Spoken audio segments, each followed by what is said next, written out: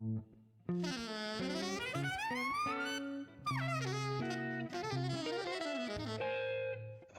Jazz.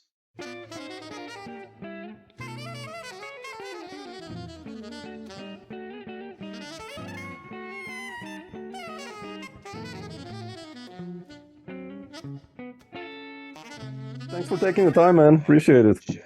Oh, it's my pleasure. Thank you for having me. Yeah, I've talked, I think, to half of the guys at least that you played with. I mean, it's Yeah, it seems like it. yeah, and I'll just jump in, since it's Sunday, and I guess time-wise it's more family day. But like, I wanted to ask you, I saw you played in July in the Jazz Gallery as a band Mm-hmm. leader with your quartet, and Mm-hmm. I was like, yes, does this mean there's a new record coming? And what's happening there in that department? I mean,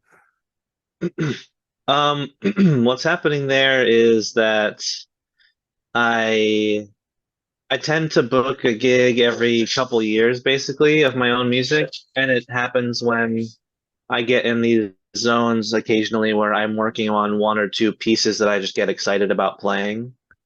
Um, and there happened to be a piece that I actually there was a couple pieces that I was getting really excited about before the pandemic happened.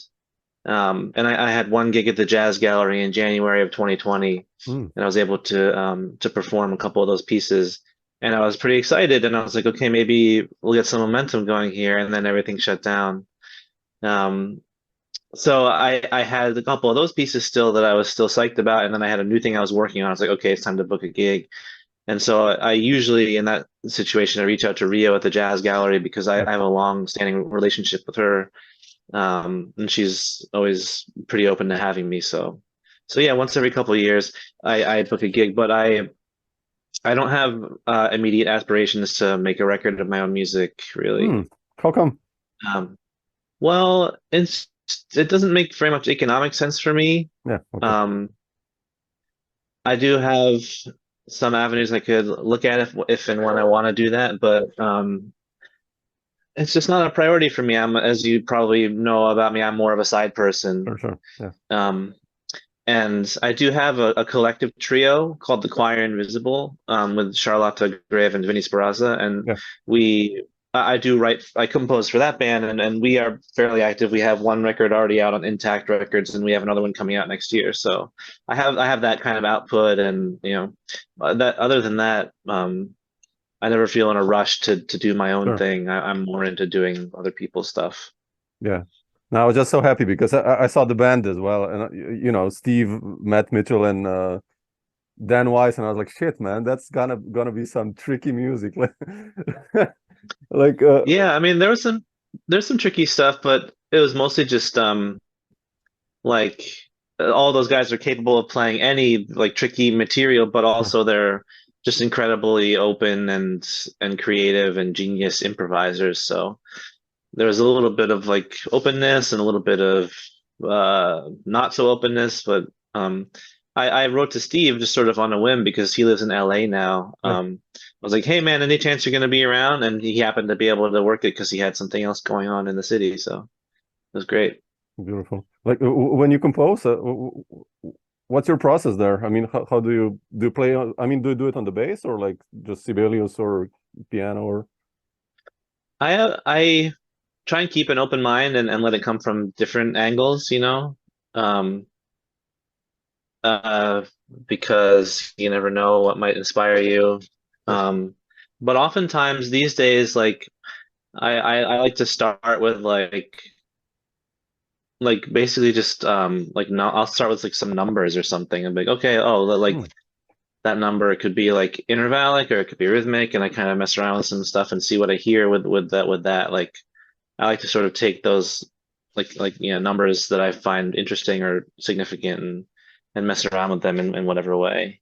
hmm, Um, but yeah, a lot of I try and keep an open mind. I think that um, someone was telling me one time that I think it might have been Charlotta, my friend hmm. in Quite Invisible. She went to the Jib in Berlin for her degree, and I think she studied composition with John Hollenbeck there, who's another friend of mine, but also Sure. like a hero of mine. Yeah. And I think it was her that told me that he would just have his composition students like in a journal write down like like to come up with as many different ways they could think of as to how to start a composition, and they have to keep like a journal of like how can I start a composition. And she said that she did that for like a week, and she thought she had a lot in there, and she brought it back to her lesson. He was like, "Oh, this isn't enough. You need to write down more. You need to come up with more." So it's like, as many different ways to inspire yourself, I guess, and to start working. Yeah. I mean, especially, I mean, you mentioned John. I think you played in Maribor here with Claudia Quintet, like in A while ago. a while ago. Yeah. And I mean, I love John. I Yeah. mean, I've played with him, and he's one of my heroes, and as Yeah, well, me too. obviously. And like, how did you hook up with John? I mean, playing with the Claudia and the Rock Ensemble, and Yeah, actually, it's a little bit unclear to me how I got on John's radar first. I definitely knew Chris Speed before I knew John, so it's possible that Chris recommended me when he was looking for a bass sub. But also, my wife used to work for Meredith Monk, um, and John is a longtime collaborator of Meredith's, and my wife used to be Meredith's company manager, so she was really in there with okay. all those people, and I think that she definitely told John like, "Oh, my husband's a bass player," and I think he was like, "Oh yeah, like whatever." But then later on, he made the connection because he had been hearing my name maybe from Chris, and he's like, "Oh, your husband's Chris Tordini. I've heard of it." So like, I was kind of surrounding him. I was like, "Yeah, here I come, John. My wife's there, Chris Speed's there. I'm gonna get in there." But then he called me to sub for Claudia one day, and Yeah. I sort of became one of the main bass subs, and then I started playing with his large ensemble too, which is also super fun. But it's Yeah. been a while now, but I love that band too. How was it like for you to be with Claudia? I mean, I love those tunes, like, to get his charts, and that's Yeah, amazing stuff, right? that's some of my favorite music Yeah. ever. I love that band so much, and Drew Grass is one of my favorite bass players of all time. He's a huge influence for me. Um, and so to play those parts that I had listened to already a bunch, and to play the new material that they were working on, it was like a jazz fantasy camp or something. It was like, I felt like I had won the lottery. And I actually, because of some conflicts that came up for Drew at one point, I recorded on one of their records. I'm on a Yeah, couple songs on exactly. their album September, Yeah. which is also super great for me. But yeah, I love John, is just being around him and like seeing his process of rehearsing the band, and playing with him, and like doing workshops with him where he talks about his compositional process has been like, I've learned more from that than like my 4 years at the new school. Sure, I can believe that. Yeah. You mentioned Drew Grass, otherwise, like as being an influence. Like, who were the players that you studied or transcribed, or I don't know, listened to when you were, I guess, late teenager? I don't know, when you got into this music. I mean, like, Yeah, I mean, the first person that I heard play that I was like, that made me really wanted to investigate jazz more was Scott LaFaro in the Bill Evans mm, trio. He was like my first, where I kind of blew my mind, hearing him play so fast and fluidly on the bass, and like the interaction with him and Bill Evans was yeah. was really like a jaw-dropping thing for me to hear. Um, and when I was in high school, I had a really great band director, Doug Barber, who was a really great trumpet player, and also he plays electric bass. He was my first electric bass teacher, and he once I like started studying with him, and he knew I was interested in learning about jazz music. He started showing me all this great stuff. Like he made me buy Kind of Blue, and then so the Paul Chambers became my guy. I still like to transcribe Paul Chambers solos Really? sometimes Oh if wow, I'm interesting. yeah, oh yeah. If I'm feeling like my technique is kind of suffering, like if I feel shitty about my playing, almost always, if I go and like transcribe a chorus or two of a Paul Chambers solo and get it Yeah. under my fingers, it's like, oh, this is like I feel better now. Um, and Charles Mingus was a big one, because this band director I'm talking about was a huge Mingus fan, so he showed me Mingus, and yeah, those are my early guys. And Jimmy Garrison is like my Yeah. one of my all-time favorites for sure. And like in terms of um, guys that are around now, like Drew is a big one for sure. Larry Grenadier, when I was in college, I transcribed a bunch of Larry Grenadier. I listened to him a lot. Yeah. And Dave Holland actually was a big one for me. Yeah. Yeah, these are monsters. So yeah. Yeah, I mean, there's so many, there's so many guys I could say a million names and Sure. Yeah, but yeah. definitely. I see Drew definitely as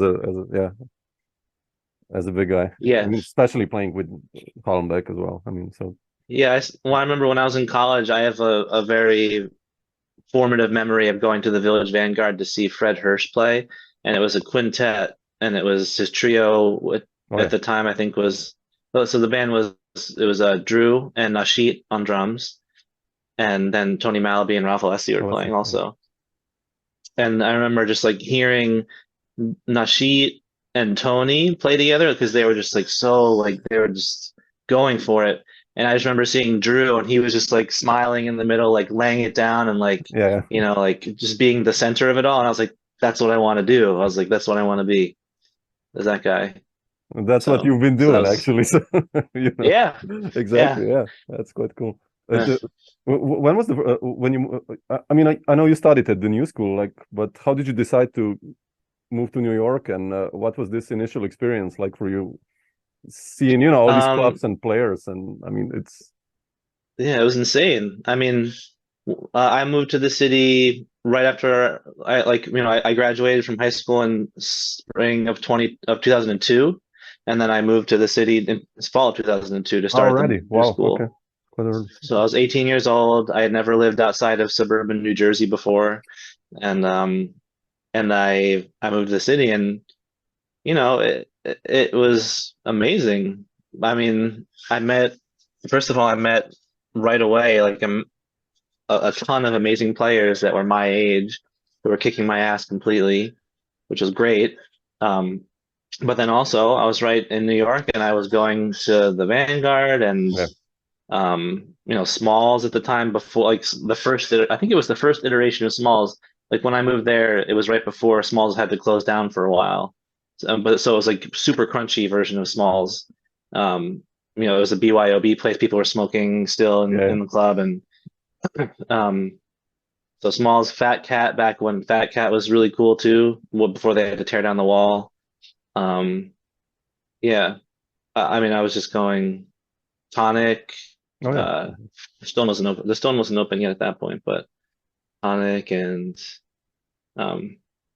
Knitting Factory. I mean, there was just that. It feels like in my memory, it feels like there were way more clubs open at that point. And there was always my heroes were playing. Like Kurt Rosenwinkel used to play at the Fat Cat or Smalls every week.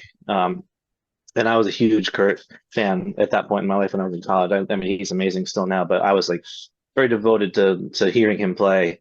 So I'd go a lot. It was crazy. It was mind blowing how much music I could go hear. Yeah. It's like, who were the first connections you hooked up with? I mean, I checked my records. I'm a huge record collector, and I think one of the first records I have you on is with Ari Honik. And was he one of the first guys you hooked up with, like professionally as a sideman, or like who were the first people actually? Ari was he was definitely. I'm pretty sure he was the first sort of real outside of my student friends. Like he was the first person who was actually like a guy on the scene that hired me to play a gig, I think.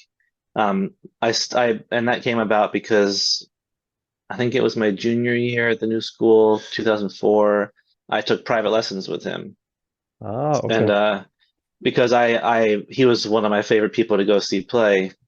He's just, I don't know if you've seen Ari play a lot. Like he's super fun to watch, and like the music is always crazy, and you're always like, how are they doing that? Especially, I go see him play with Jean-Michel Pilk and Johannes Weidenmuller. And I have a bootleg somewhere of it was quartet. I think it was at the Fat Cat, and it was Ari's band with Jean-Michel and Johannes Weidmuller, and Chris Potter was playing saxophone. Oh man! And it was shit! it was it was Okay. so crazy. And I was, I think that was like the year before I studied with Ari, and I was like, I want to get in there with this guy and see what's going on. So I took some lessons with him, and I I have a funny kind of memory of my first lesson with Ari. He was like, okay, let's play blues together, and so we start playing. We start walking in blues, and it's like cool. And then he starts doing all this Ari Honig stuff, and I'm like, I get like so lost. Like I have no idea what's going on. And then we get done playing, and immediately he's like, yeah, that was cool. He's like, I think I could hire you for a gig sometime. He said that to me like after playing like one blues where I was completely lost the whole time. And I was like, I don't know what this guy's hearing, but I'm not gonna say anything. I'm just gonna be like, yeah, cool, man. But I had no idea what was going on. Um, but anyway, so he called me to play a couple times, and that was super important. That was very meaningful for me at the time. Yeah, yeah. Yeah. Is that where you met Tigran also? Through Yeah, I Ari, met or? Tigran through Ari because they were friends already, and Tigran was like sort of planning to move to New York, and Ari was like, "Man, this piano player I know is moving to New York. He's like super amazing. We gotta play with him." He's like, he was like, "You play electric bass, right?" And I was like, "Yeah." He's like, "Because Tigran likes electric bass."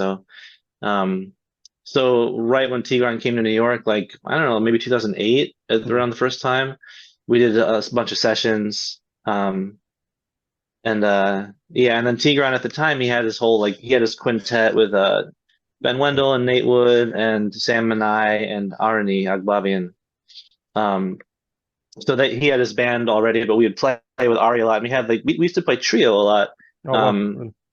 I like piano, like with the upright bass. We used to get together, and Tigran would have these. He's like, oh man, I haven't worked on this arrangement on Nardis.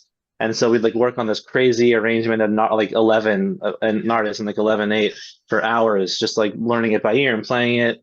Um, it was really fun. And then so we did a couple gigs like that, but mostly we just get together and play. Yeah.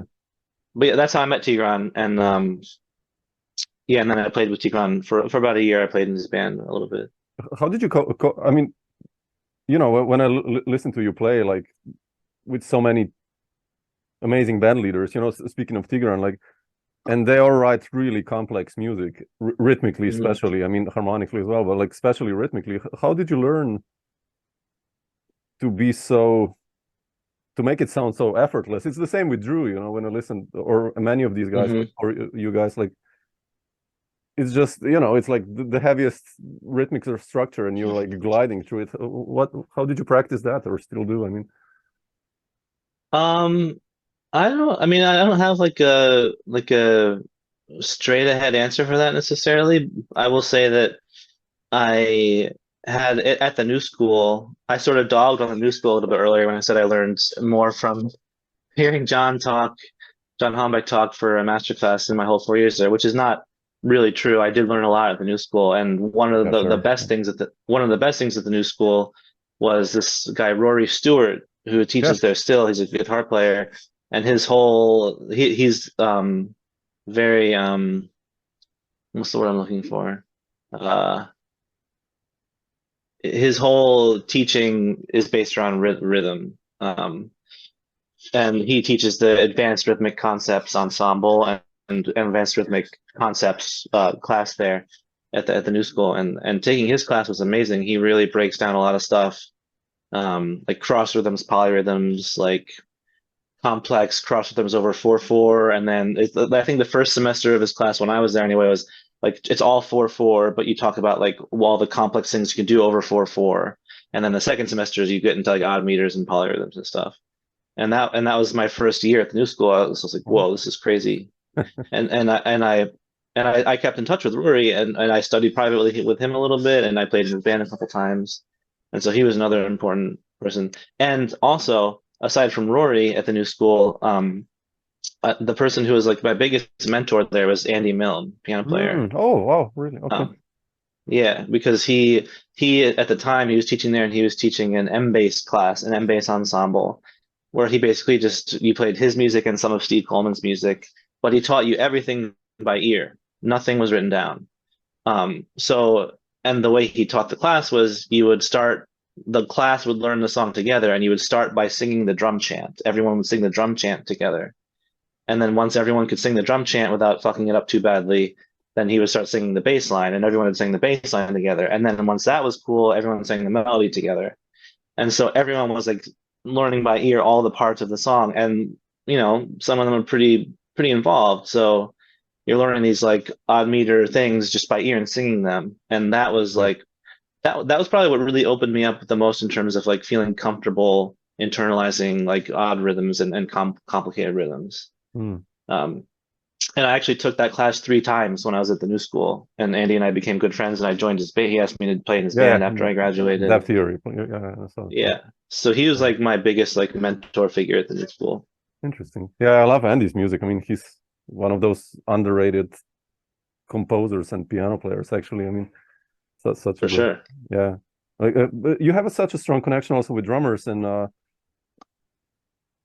I have you on so many records with Tyshawn, and I wanted to ask you, playing with him, I actually invited Tyshawn for like one of his first European tours.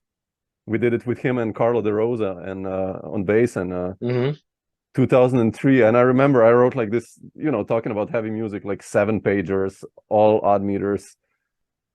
And on the second gig, he memorized like all 13 tunes and played like the hell over everything. I was like, shit, man, what the fuck is happening? Like, what's your story with Tyshawn? I mean, like, Tyshawn, I mean, you can't compare Tyshawn to anybody else. He's just like, I mean, first of all, I don't know, I think it's a combination of just yeah, audio memorization and photographic memory, like from the chart. Like he just instantly internalizes everything. that's crazy. Yeah. Yeah, it's totally crazy. But aside from that, the most important thing is he's like the most musical person in the world. So he knows what to do with it. It's not just like some data input and output. It's like he's working on a whole other level. When I played in his piano trio for quite a while with Corey Smythe, and like the way that he would put the sets together is like before the gig, he'd be like, okay, so we're going to start with this piece and we're going to play bar 43 through 102, and then we're going to move to this other piece and we're going to play bar 50, and we're going to go backwards from bar 50 to bar 32, play the material, play the bars backwards but not the material, and then we're going to skip to this other tune. And me and Corey are like we're like writing down, okay, but he's like, he knows, he doesn't need to, like, he knows what it is without even having to like make notes of it, he he's just, his mind works on another level. Yeah. Yeah, I met Tyshawn around the same time I met Ari Honik, actually. Oh, awesome. Like my junior year of at the new school, because I was playing with this piano player, Yayoi Ikawa. She's a Japanese woman, great piano player.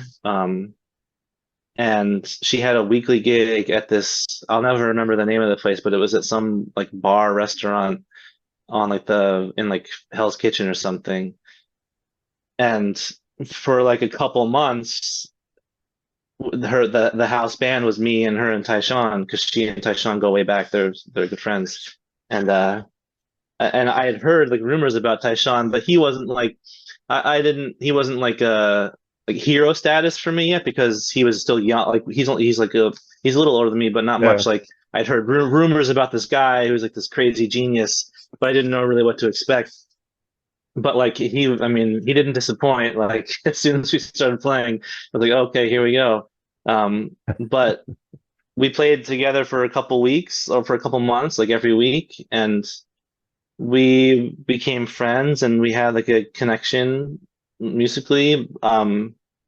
I think I think, and then he started to call me for some stuff. Like I used to do a lot. Like he used to do a lot of just pure improv gigs around town. Like he would just get a gig and then we would just show up and play. And those got super crazy depending on who was on the gigs. But we did a lot of those. And then it just kind of evolved from there. And I think the first record of his I did was his Oblique One record. Yeah. And then the piano trio records after that. I've felt very appreciative that he had me on as many records of his as he did, because I considered him in the highest regard. So it's a big compliment for me. Mm. Yeah, it's beautiful He to seems hear to it. have, Yeah, in that he context. seems like he's moved on to other projects for now. But he's always like, I was surprised that his piano trio lasted as long as it did with me and Corey, because he's definitely always got a bunch of different ideas and a bunch of different things going on. So Yeah, we had a good run. yeah, beautiful. I saw him. I think it was last year or 2 years ago with Frizzell and Joe Lovano. Have you seen that? Hmm. Uh, No, that was so unexpected. I was like, really?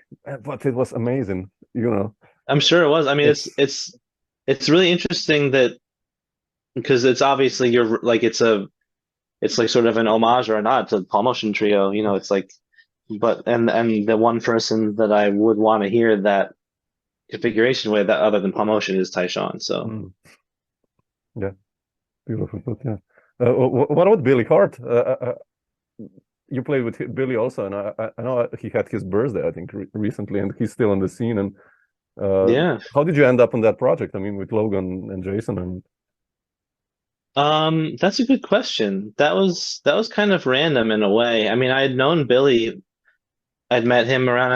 I played with him once or twice with Logan Richardson's band. Logan is another person I met at the New School. yeah, Um, and uh, and I think at the time what was going on is that um, Billy wanted to make a record with this label, Steeplechase. yeah, But the Steeplechase dates are kind of funny, because like they pay you a little bit of like a little bit of money out front, but then they keep all like the rights to the music and everything.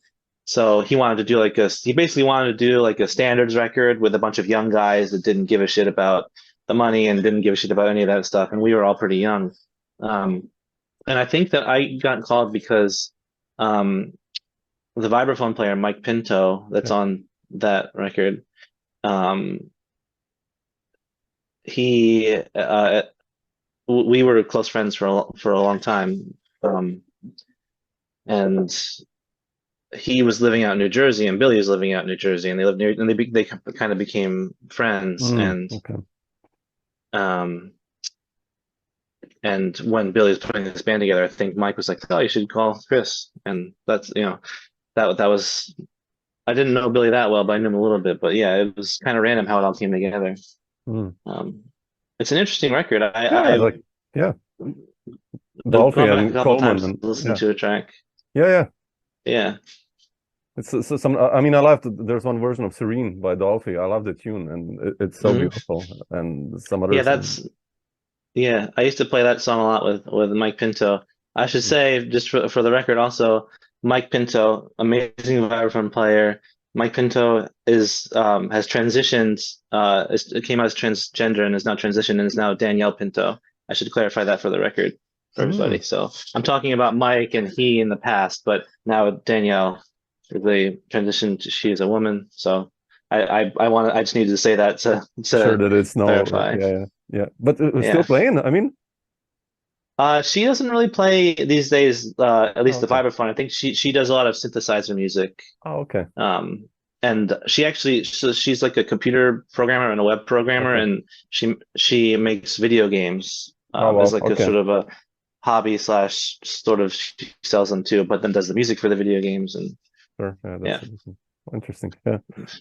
Otherwise, Chris, I wanted to ask you about like your connection also with Becca Stevens, and Mhm. I'm a huge fan of Becca, and I love how you sing also on those records and the Oh, harmonies. thanks, man. And like, how did you hook up with Becca and playing her music? And are you still in that band actually? I mean, in that project, or? Yeah, I am. We actually just did a 10-day Europe tour in October. Oh shit, I missed you. We probably weren't close. Yeah, okay. We didn't come to Maribor, no. But yeah, I'm not, Becca's. This is kind of funny talking about all this stuff, because she's another person I met at the new school. She went to the new school with me, and we became friends. And when she kind of started writing music as a student at the new school, like she wasn't really a songwriter before then. And then Oh like for really? Wow. classes and stuff, she just started like coming out with this like amazing shit, like whole cloth. Like all of a sudden she'd bring these songs to classes and everyone was like, okay, cool. Like we didn't, it was like, so you could tell that there was something there, like big time. And yeah, we were friends, and then she asked me to play her music when she started her band. And I didn't, when the band first started, I didn't really sing actually in it. There's another guy who sang. So there's Liam Robinson, who's an accordion piano player that's been in her band, and he sang. And there was a guy named Colin Killalay who played guitar and saxophone, and he sang. And then Colin left the band, and I've sang my whole life, kind of like in choirs and stuff. Okay. It's been a big part of my musical life. And so when Colin left, and Becca was like, "Oh, we need to find someone to cover Colin's vocal parts," I was like, "Can I try? See how it goes?" Because I was really worried about like the coordination of like playing and singing. Yeah, man, it's tricky stuff. Yeah, it is. But so we got together and worked on some parts, and it was cool. So it kind of stuck. And over time, like the background vocal parts got like more and more complex and demanding, but it's like the most fun, honestly. Like it's hard to learn and to work on, but like once you kind of get it and you can just like do it, it's like super fun. And I think it's definitely made me a better musician for sure, like having to do that kind of stuff. Yeah. Even outside of Becca's band, like just that like independence and like the hearing the different things and everything. But the current version of Becca's band is actually trio with her and me and Jordan Perlson, the drummer that's been in the band for a while. Oh, really? Because yeah, I think it's partially like the financial consideration. It's just so much easier to tour the trio these days. And she wrote this whole book of new music that's super beautiful and awesome, but it's kind of different than her stuff that she might be known for. It's like they're kind of more like songy songs that's just like her playing guitar and singing. And there's no background vocal parts for any of the new stuff. So this, we played some of the old stuff, but the new tour was mostly the new songs and me and Jordan just backing her. And she's releasing a solo album next year. It's all these songs, but without any band, just her. And so I think the idea is she can tour it by herself, or if they want a band, she can bring the trio. It's a little bit more malleable. But yeah, Becca's one of my close friends, and I still play with her. Beautiful. When was the first time, by the way, you went to Europe? Who was that with? The first time I went to Europe to play? Yeah, like as a professional hired jazz musician. It was this guy, Matteo Sabatini, this Italian saxophone player. Okay, yeah. I went to college. He went to new school again, and we were friends. And he brought me and some guys over a couple times, but it was, I don't know if I'd call it professional. It was like, yeah, you're gonna stay at my parents' house, and they're gonna eat good food and make no money, kind of thing, Okay. But actually, Igor Lumpert, who is a Slovenian saxophone player, he's one of the first people that brought me over. And the first band I was in where I was touring a lot in Europe was this piano player Yaron Herman. Do you know him? Sure. Who was on drum? Gerald then, or no? At that point, it was Tommy Crane. Oh yeah, shit, exactly. Yeah. There's one record of Yaron's trio which has me and Tommy on it. It was a kind of a short period. It was Matt Brewer and Gerald Cleaver, and then switched over. And so for about a year, I did a lot of touring with Yaron in Europe, but that wasn't really a good fit. Like it didn't last. But yeah, Yaron was one of the first touring people for sure. How did you, I mean, even now, like, how do you stay fresh on a tour?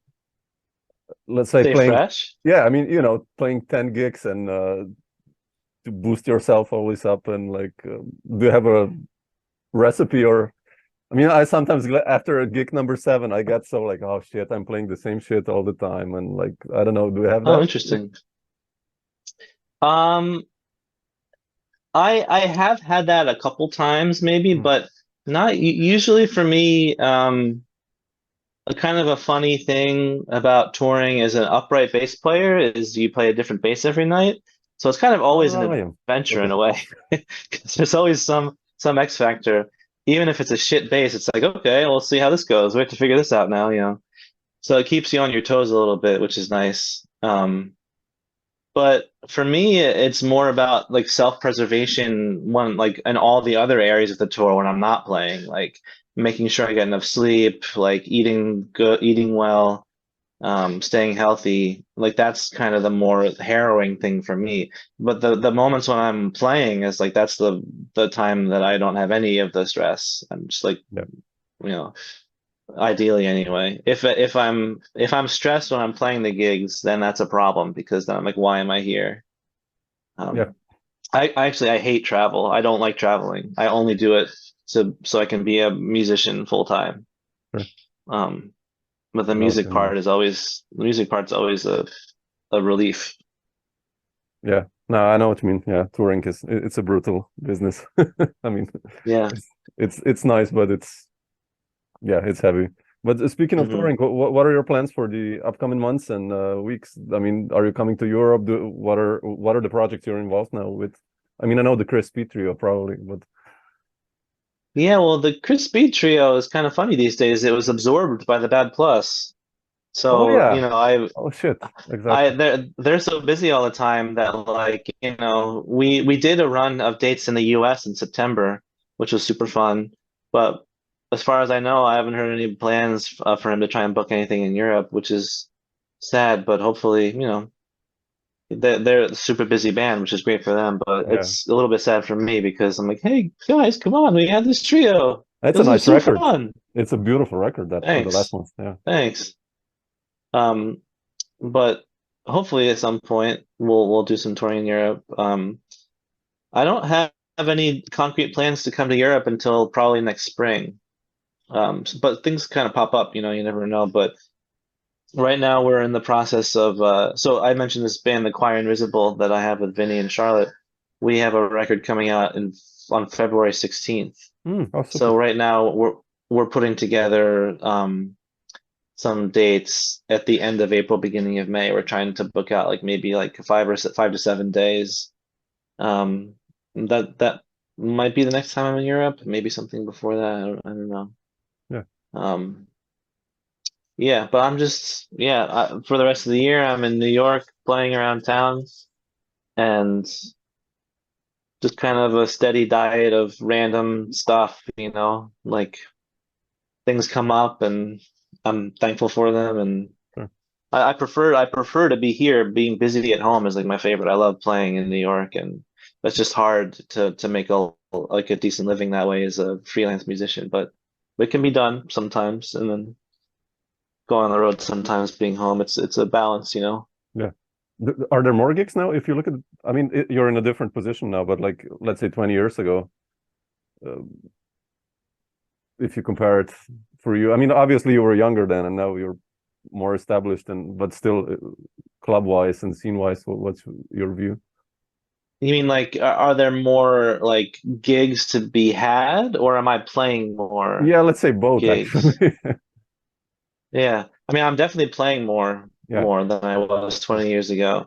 But I think that I mean it feels like there's less places to play. I don't know if that's true or not though. It's hard to keep track. yeah, Because places close and some places open, but I feel like there's less places. There's feel like there's fewer places to play, mm, which is sad, but they're still there, you know. And I'm fortunate enough to be at a point in my career where you know, even though there's fewer places to play, I play at some good places sometimes. sure. So, Yeah, um, yeah. yeah. Cool, man. I'll leave you a nice Sunday.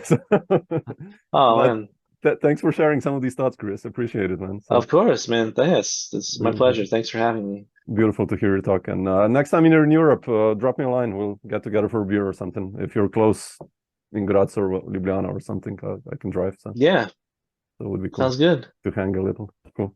Yeah, man. Great.